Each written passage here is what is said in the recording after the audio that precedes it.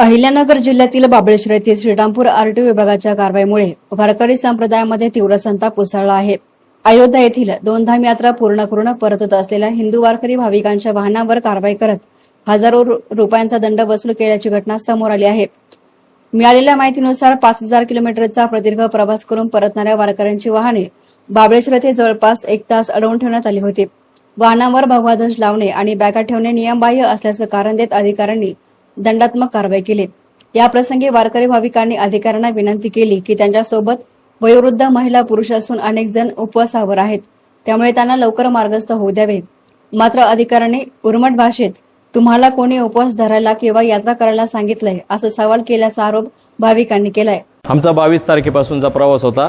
आज 30 तारखेला 6 वाजता आम्ही मनमाडला उतरलो। श्री क्षेत्र काशी, अयोध्या, चित्रकूट आणि प्रयागराज अशा एक 4-5 देवदर्शनाच्या आम्ही तीर्थयात्रा घेऊन गेलो। वेगवेगळ्या राज्यामध्ये फिरलो, पण फिरत असताना कुठे आम्हाला कुठल्या पोलीस कर्मचाऱ्यांनी आरटीओ ऑफिसने बाहेरच्या राज्यात सुद्धा काही त्रास दिला नाही की भाविक यात्रा घेऊन आले, दर्शनाला आलेत।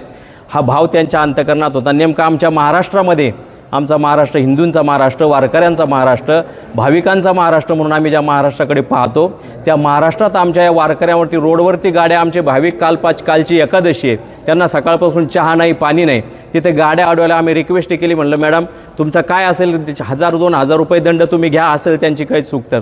पण त्यांनी डायरेक्ट 10-10 हजार रुपयाचा 2 गाड्यावर दंड टाकला। हे बिचारे जे गाडीवाले फक्त डिझेलवर आमची सेवा म्हणून आमच्या सोबत आलेले होते आणि 200-400 रुपये डिझेलच्या याच्या मोबदल्यामध्ये त्यांना जर 10-10 हजार रुपये दंड भरावा लागत असेल आणि काय नाही, आमच्या भाविकांच्या फक्त बॅगावरती होत्या।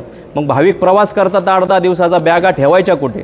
आणि म्हणून अशा पद्धतीचा एक प्रकारचा अन्याय त्यांच्यावर तर झालाच, पण आमच्याही भाविकांवर झाल्यासारखं आम्हाला वाटतंय। झालेला जो दंड आहे आरटीओने केला, तो दंड पूर्णपणे माफ करावा एवढीच, आणि अधिकाऱ्यांवर काहीतरी ती कारवाई व्हावी या हेतूने आम्ही या ठिकाणी आलेलो आहोत। आमची एवढीच मागणी, बाकीची काही मागणी आमची नाही। तर या घटनेनंतर संतप्त वारकऱ्यांनी ही बाब हिंदुत्ववादी कार्यकर्ते प्रसाद घोगरे यांच्यापर्यंत पोहोचवली। त्यानंतर सर्व वारकरी श्रीरामपूर येथील आरटीओ कार्यालयामध्ये एकत्र येत न्यायाची मागणी करण्यासाठी दाखल झाले। मात्र येथेही त्यांना सुमारे 1 तास थांबवून ठेवण्यात आल्याचा आरोप करण्यात आला आहे। यानंतर संबंधित अधिकाऱ्यांनी वारकऱ्यांचं निवेदन स्वीकारलं। या प्रसंगी प्रसाद घोगरे यांनी अधिकाऱ्यांना जाब विचारत श्रीरामपूर आरटीओ विभागाकडून होत असलेल्या कथित भ्रष्टाचारावर आणि गरीब वारकऱ्यांवर होत असलेल्या अन्यायावर तीव्र शब्दात नाराजी व्यक्त केली आहे। संबंधित अधिकाऱ्यांवर निलंबनाची कारवाई करण्याची मागणी करण्यात आली असून या घटनेमुळे वारकरी संप्रदायामध्ये संतापाचं वातावरण निर्माण झालं असून प्रशासनाने या प्रकरणाची सखोल चौकशी करून दोषींवर कठोर कारवाई करावी अशी मागणी आता जोर धरू लागली आहे।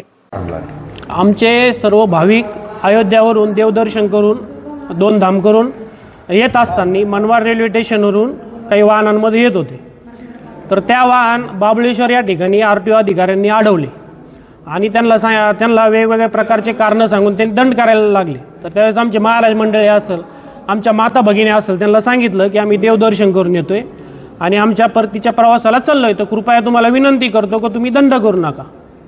तरी त्या अधिकारी मॅडमने ऐकलं नाही आणि यांच्यावर सरसकट दंड केला 10-10 हजार रुपये। 200-500 रुपयाच्या डिझेलवारी आलेल्या गाड्यांवरती 10-10 हजार रुपये दंड करून हा कुठंतरी हिंदूंवर सुलतानी कर लादण्याचा प्रकार या आरटीओ अधिकाऱ्यांनी केलेला आहे।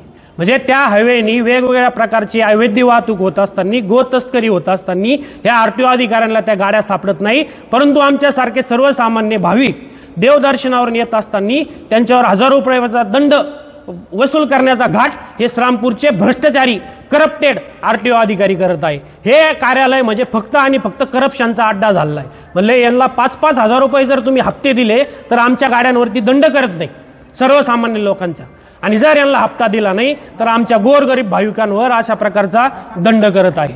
हिंदुत्ववादी सरकार असताना हे अधिकारी हिंदू भाविक देवदर्शनावरून येत असताना हजारो रुपयाचा दंड वसूल करत आहे। म्हणून या आरटीओ अधिकाऱ्यांनी एवढं छान कार्य केलं आहे, गौरवाचं कार्य केलं आहे, म्हणून या अधिकाऱ्यांचा सत्कार करण्यासाठी आम्ही या ठिकाणी आलोय। मीडियासाठी प्रतिनिधी गोविंद फोंडगे, बाबळेश्वर।